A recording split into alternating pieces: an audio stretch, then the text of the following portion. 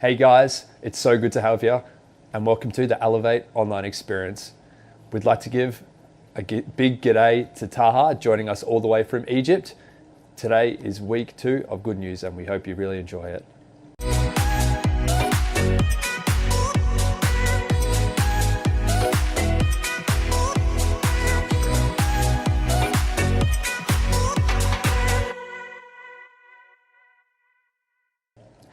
If you're at home and you've been enjoying our channels so far, like us, share us with your mates, and please subscribe to our channel.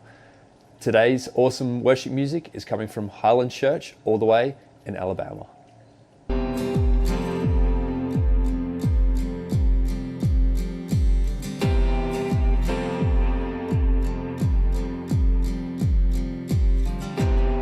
You are seated on the throne of mercy. Your glory shining bright for all to see. Oh God, I will praise you.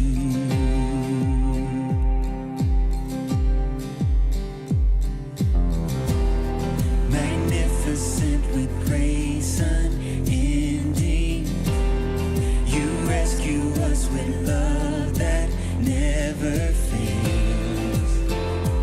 Oh God, I will praise you. Who is like the Lord, strong in battle? Who is like the Lord, mighty to save? Who is like the Lord, King forever? Jesus reigns, Jesus reigns.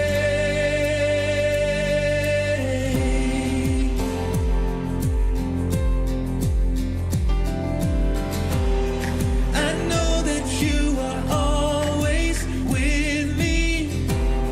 Your presence goes before and goes behind.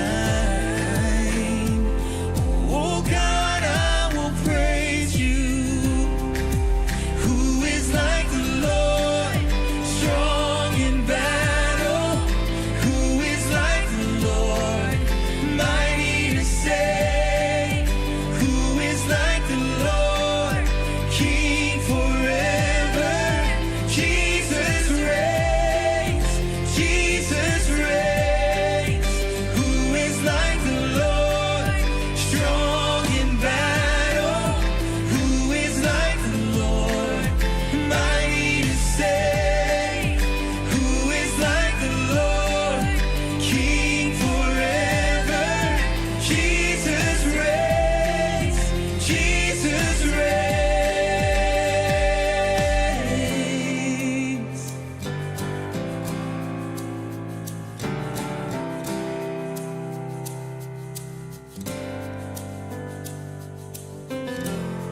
You reign in all the earth, you reign in all the heavens. You're holy. You're seated on the throne, nothing can stand against you. You're holy. You reign in all the earth, you reign in all the heavens. You're holy. You're seated on the throne, nothing can stand against you. Lord, who is like the Lord, strong in battle? Who is like the Lord, mighty to save? Who is like the Lord, King forever? Oh, Jesus reigns, Jesus reigns. Who is like the Lord, strong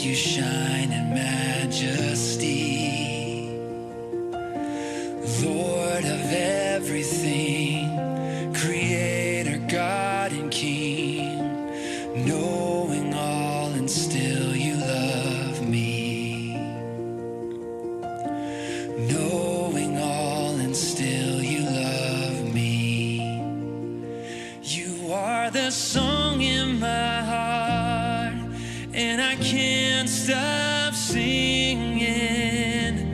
Oh, you put this love in my heart, and I won't stop singing.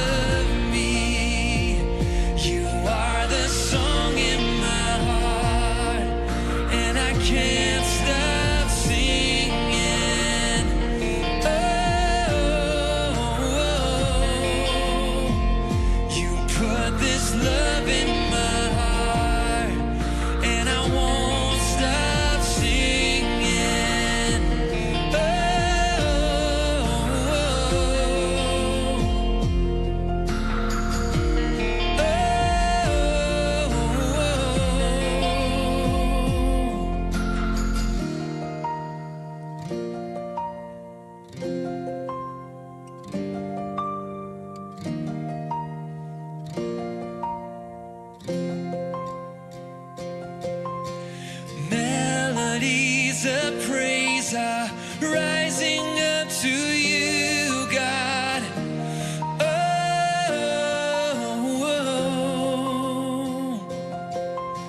lifting up my hands, I'll sing with all I am, God. Oh,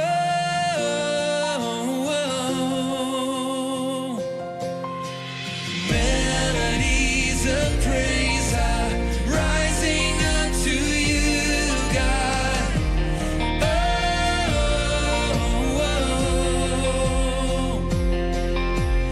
Lifting up my hands, I'll sing with all I am, God.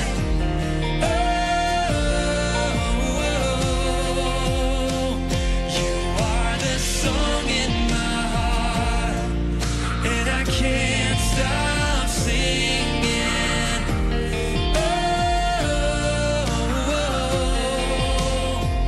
You put this love in my heart, and I won't stop singing.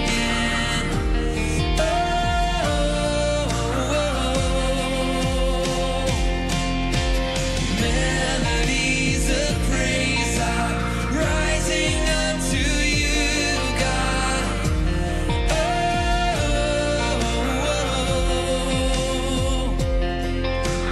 Lifting up my hands, I'll sing with all I am, God.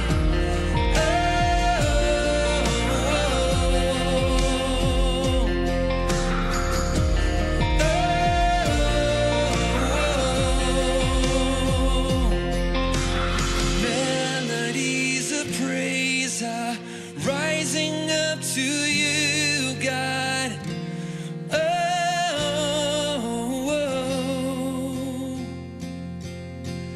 Lifting up my hands, I'll sing with all I am, God.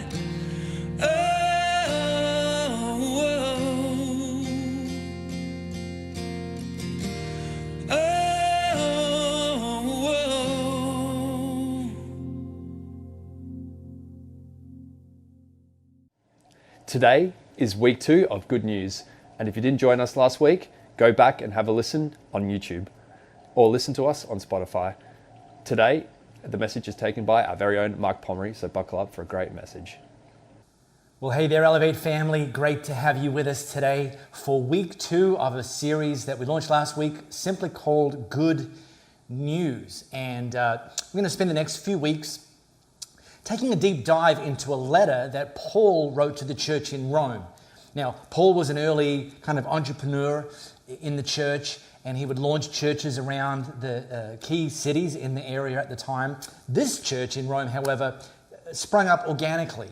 The people in Rome had heard about Jesus and about what he'd done by coming to earth as the Son of God and dying on the cross and rising from the dead. And a church popped up, and Paul wrote a letter to them to instruct them and to encourage them around the key tenets of how this good news changes everything. In fact, this letter, or this book, it's actually often referred to as the greatest book in the entire Bible, which is a massive call. But to even get that sort of an accolade really does underscore the importance of it. So I'm excited about this series. Last week we launched with what invariably had to be the tee-off point, the good news about Jesus. And Paul started this letter to the church in Rome outlining the good news about Jesus, but he didn't actually just outline the good news. He started with the bad news. He made it clear that we were separated from God because of our sin, because of the things that we say and do and think that are less than God's best. And those sorts of decisions and those sorts of actions we couldn't come back from, at least not by ourselves. And because God wanted and wants to be in right relationship with us, to set things right with how he wanted them to be ultimately all along, he sent his son Jesus to make things right. And our response and our invitation is to place our faith in Jesus. And that if and when we do that, God's promise is that we are made right again with him.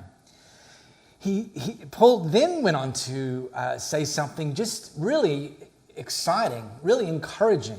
He wrote, God sets things right. We just briefly covered that off. And then he wrote to the church in Rome, he also makes it possible for us to live in this rightness. In other words, this isn't just about an event of us putting our faith in Jesus. What springs out of that is also the opportunity and the power for us to continue to live right with God, to grow, to change. And it's exactly that I want to drill into today, the truth about life change. Now, I'm sure you've noticed that as humans, we're all different. For example, some of you I know are early birds. Others of you are probably night owls. Some of you might be cat people. Others of you may be dog people. Look, back when I was in school 1,000 years ago, we used to have two groups of people, Holden people or Ford people. I'm talking cars, which I don't think anyone particularly cares about these days. It might be like Tesla people versus petrol-powered, I don't know. But, we all see things from a different perspective. And I think God created us that way, that we are all unique, and we are all different, and we do see things differently, which has some great strengths when we can come together. We can learn from one another. We can strengthen one another. We can complement one another. Those are the upsides of us all being different. There's also some downsides. That we tend to clash with people who are different from us and see things differently. I mean, we assume our perspective is better, aka right, and they're wrong. Them, those people. We label them as those people, and we put them in a box, and we say those people, and we make assumptions and presumptions. And you know who I'm talking about. Those people who drive slow in the fast lane. Those people who talk in the movie theater. Or worse, those people who are on their phones with the screen lit up in the movie theater. Yeah, those people. Okay, on a more serious note, we might label those people as being those people who voted differently from us, or those people who grew up in that particular country, or those people who believe those things. And we have this label, those people, us, me, and them, those people. And I'm aware that as a church leader, this is the point where I'm meant to say, but there's no such thing as us and them, those people. We're all created in the image and likeness of God, and we're all God's people. Well, let me show you something. In the first chapter of Paul's letter to the church in Rome, between verses 18 and 32, so just 14 verses, he uses collectively the words they, their, and them 31 times. 31 times he refers to those people in just 14 verses. It's more than twice per verse. The wicked, the evil, the liars, which you're thinking, I think he's describing my ex here, those people. Paul actually does make a distinction that there is such thing as those people. And this makes for pretty comfortable reading. Chapter 1. Because you are thinking to yourself, well, this is all a bad list. Evil, wicked, liars. But at least Paul's not talking about me. He's referring to those people. Yeah? Until you keep reading and you discover that Paul actually turns a corner. So if you've got your Bible app or your Bible handy, how about you pop that open to chapter 2 of this letter that Paul wrote to Rome. He's just described those people, the wicked, the liars, the evil. And then he writes this. Well, you may think that you can condemn such people, but you're just as bad. And you have no excuse. Like you should know better. When you say they are wicked and should be punished, you're condemning yourself, because you who judge others do these very same things. In other words, Paul's reminding us that, yeah, those people have their list of things that are less than God's best, but you've got your list, and I've got my list of things that we think and say and do that are less than God's best. And in fact, then he underscores it. It's like, yeah, you're pretty good at accepting your own shortcomings whilst you're busy judging other people for theirs, those people. Have you ever heard of any of these cliches? A leopard can never change its spots. Or this one. You can't teach an old dog new tricks. Or this one. Once a, insert the blank, always a, insert the blank. And all three of these cliches try to make the point that change is impossible. That the longer we're doing a certain thing, the longer we're alive, the less likely and the less capable we are of changing. But I want to put it to us today that that's simply not true for those of us that have put our faith in Jesus. That life change is possible for everyone, for you, for me, and for those people. In fact, this idea inspires one of our key slogans here as Elevate Church. Come as you are, which is good news, and don't stay as you are, which is also good news, because God makes it possible to change. And this isn't just important for us. Last week, we finished the message, actually where Paul lands this letter, where he's outlined all the good news as far as it applies to us, and then he invites us to be the good news. And one of the things about life change is if we allow God to change us, it doesn't just make our life better, it actually provides hope for others. It actually says to those people in our sphere that the same God that did this for me, that did this in me, can do this for you as well. Question. Have any of you ever experienced DOMS? Now, DOMS is an acronym for Delayed Onset Muscle Soreness. If you know, you know. If you know, you know that you went back to the gym after a long break from working out. And the next day, you were sore. You decided to get back into running. So you went for a run. And the next day, you were sore. You decided to put an extra couple of plates on the end of the squat bar for leg day. And the next day, you were sore. In fact, you would probably benefit from one of these on the windscreen of your vehicle. But here's the thing with DOMS. When it comes to DOMS, the next day when you're experiencing it, walking is a challenge. Getting up off a chair is a challenge. Or the worst of all, walking downstairs is a challenge. And when you're trying to execute these very simple, mundane tasks, you're making the dad sound.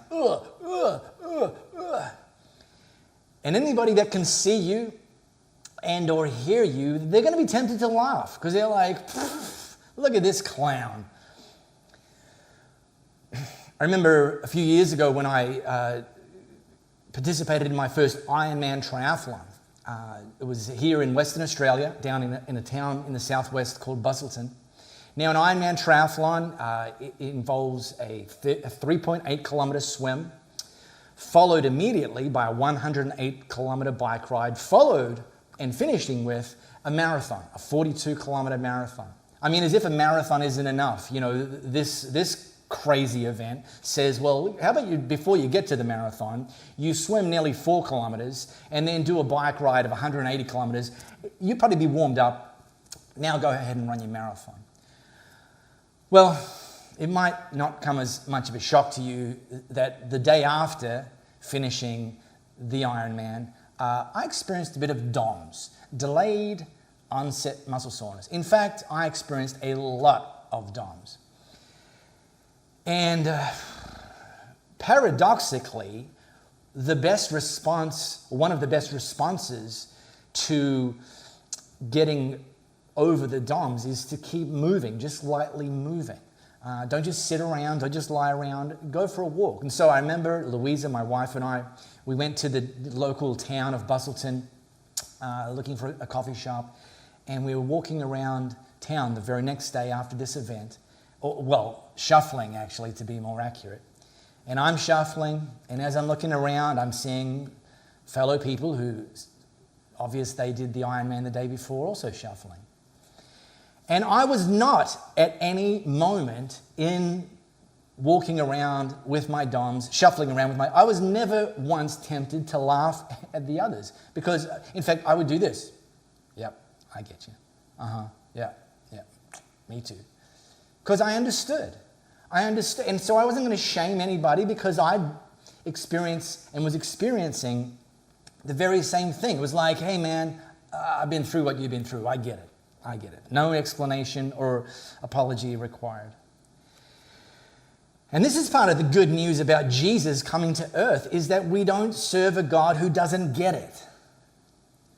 We serve a God who inserted himself in human form into the human experience. And so when he sees areas that we need to change in, he doesn't shame us, he invites us. He invites us to join him in the transformation process. Come as you are and don't stay as you are. The same God that invites you to come as you are, just as you are, because he loves you, also wants you to be better, wants you to grow, motivated by the very same thing, his love for you. Paul wrote this, don't you see how wonderfully kind, tolerant, and patient God is with you? I mean, does this mean nothing to you? Can't you see that his kindness is intended to turn you from your sin. His kindness, not his shaming, invites you to growth and change. His kindness, not his guilt, not his mocking, not his laughter at where you are. No, his kindness is intended to turn you from your sin. So lean into God's kindness. See, the good news is that God is not an Aaron. And an Aaron is a male version of Karen. Again, if you know, you know. Because Aaron is all about calling us out and shaming us and ultimately canceling us. And God is the opposite of that. I mean, but who would want to change for Aaron? Nobody wants to change for an Aaron. But to be faced with somebody whose movement, whose expression to us is kindness, now that's compelling. That's somebody that I can respond to. That's somebody who's showing me kindness because they want me to be better, that I can get on board with that, absolutely. God shows us kindness because he sees more in us than others see in us. God shows us his kindness because he sees more in us than sometimes we see in ourselves. And again, rather than shaming us and laughing at us and canceling us, God invites us to go on this journey of growth and life change. We need to just lean into his kindness. Let that inspire us. Let that motivate us. Let that empower us. A few months ago, one of our team was been feeling off physically for quite a bit of time and wasn't sure why. And so, to their credit, they went and saw the docs, and the doctors popped the hood and ran a battery of tests. And one of the things that they discovered, now this team member is 40 years old, one of the things they discovered is that this team member had a hole in their heart. And it had been there since birth. I mean, now that's actually quite common to have a baby have been born with a hole in their heart, but most of them repair themselves in the first stages of growth. But this team member, they had this hole in the heart that hadn't repaired itself. And upon discovering that their heart wasn't functioning optimally, they started to realize this explained so much. This explained why in their 20s, when they were doing vigorous exercise, that they would actually, despite being relatively fit, they would run out of steam long before some of their competitors. This explains sluggishness. This went on to explain so many other things. Because the heart affects everything. The state of the heart affects everything. Now, they would have, having been diagnosed with a suboptimal heart, they would have had, in my humble opinion, they would have had to have been the village idiot to simply ignore that. To say, oh, well, you know, I'm just going to live with this, and the consequences, and the effects, and the symptoms. Village idiot. Thankfully, they are not the village idiot, because they said to the docs, look, can this be fixed? The doc said, yeah, it can be fixed. And they underwent the process. And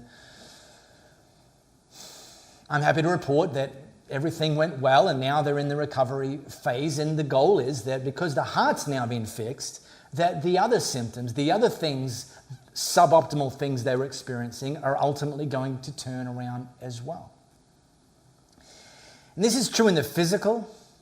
It's also true in the spiritual, that we need to let our hearts be changed, because everything starts and finishes with the heart. This idea of letting our hearts be changed is something that Paul wrote about, and actually wrote to the church in Rome, and it stood in stark contrast to the prevailing Jewish religious culture of the time. The prevailing Jewish religious culture of the time really started from the outside in. It was about the rules and the rituals and the traditions, you know, what you can do, what you can't do, how you're meant to cleanse yourself before you eat, how you're meant to not work on the Sabbath and you'll get punished if you do? What foods are on the check good to go list? What foods are on the banned list? All about the outside in. And Paul wrote to the church and said, no, a true Jew is one whose heart is right with God. And true circumcision is not merely obeying the letter of the Lord, rather it's a change of heart produced by the Spirit. In other words, living right matters.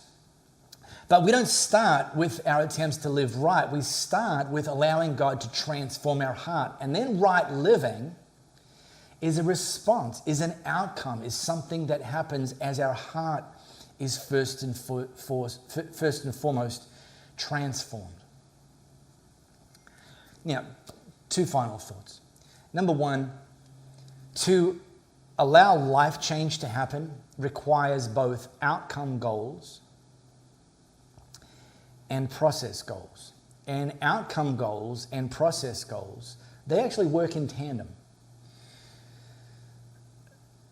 As well as participating in triathlons, I also am an accredited triathlon coach and have the opportunity to coach people to achieve their goals. And when I say their goals, they'll come to me with an outcome goal. I want to compete in this particular triathlon on this particular date. And we might have some discussion around, how they want to do on that day in the event. If it's their first time doing that event, the outcome goal might just be to finish it, to complete. And that's great. Maybe they're a bit more experienced, have had a few more races or a few more seasons under their belt, and they might say to me, well, my outcome goal is to actually, get faster or finish in the top 3 in my age group or something. These are outcome goals. And then we start to talk about process goals. Process goals are the things between now and the event that they need to be focused on and committed to in order to ultimately, on event day, achieve their outcome goals. And these two work in tandem. That on the days where you don't feel like doing the process goal, doing the work, doing the training, your alarm goes off and you're like, couldn't be bothered today. Then you need to remind yourself of the outcome goal. What got me started? What's the focus? What's the ultimate goal? And then get back to the process goal. Okay, what do I need to do today that's going to move me one step closer to achieving my outcome goals? And what happens if you keep your eyes on the outcome goal and each day focus on the process goal, that when it comes to event day, you are almost always going to certainly get around achieving your outcome goal because you've committed and executed the process goals. Well, the same is true with things that God wants us to grow in. Let's say, for example, you know that an area of weakness, an area that you need to grow in is patience. Your outcome goal is I want to be more patient. Well, great. Keep a focus on that outcome goal. And let's get into also working out some process goals. What do I need to do each day, each week, each month that's going to move me step by step closer to that outcome goal? Get the Bible app, open up the plans section and literally type in patience, and you will see a long and growing list of Bible plans about patience, and commit to doing one of those plans every week.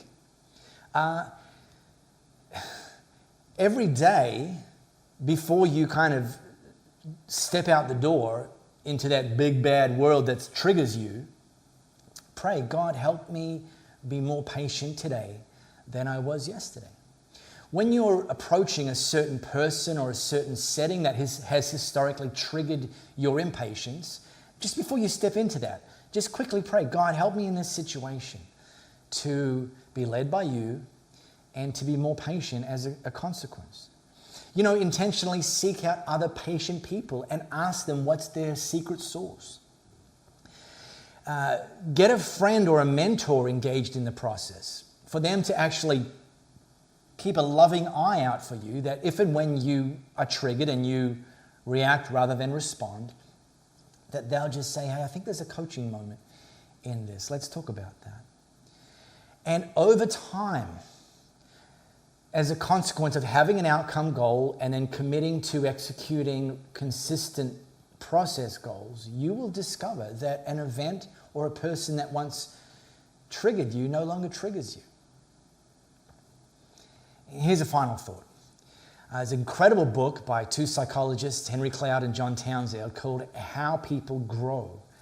And it's a biblical look at God's kind of process for growth. And they essentially have this kind of macro perspective of how people grow. And it's simply this, that grace plus truth plus time equal life change. And the reason all of those three things matter goes something like this, that if we're truth only, or if the people around us are truth only, then when we stuff up in the process, when we stuff up on the journey, we're going to come down on ourselves and be tempted to quit. What's the point? I can't see any change. Or others are going to come down on us and judge us for... So we need truth, because truth sets the benchmark. Truth says this is where God wants us to ultimately operate. But if we're truth only, then any time we fall below that, it's going to be shame and guilt and condemnation. So we need grace. We need grace to say, hey, look, you're not going to get it every single moment. You're not going to hit this 100% of the time. But if we have grace only, then we're tempted to be a little bit of, well, what does it matter? Yeah, you gave it a shot. I mean, come on, just, you've survived this long. And so we need some truth and we need some grace. And then this third piece of the puzzle is time. That life change is a journey and it takes time. So commit to the journey, but don't beat yourself up after day one or week one. Don't beat yourself up the first time you fall short of your outcome goal. Hey, I hope this has been helpful and encouraging. I certainly am loving being on this journey with you all. Come back next week for our third installment in this series. Bring a friend. Love to invest in them as well. And as we continue to grow and celebrate the good news and to be the good news. As I said last week, guys, we're coming into the season of giving. And if giving has been something that's been on your mind for a little while, how about you partner up with us and build into Elevate Church? We reach people all over the globe. If you're at home and you're joining us all alone, how about thinking about inviting a few mates over and having a host party and joining us all from your very own couch? Anyway, guys, thank you once again for joining us on the Elevate Online Experience. Go on and have a great day.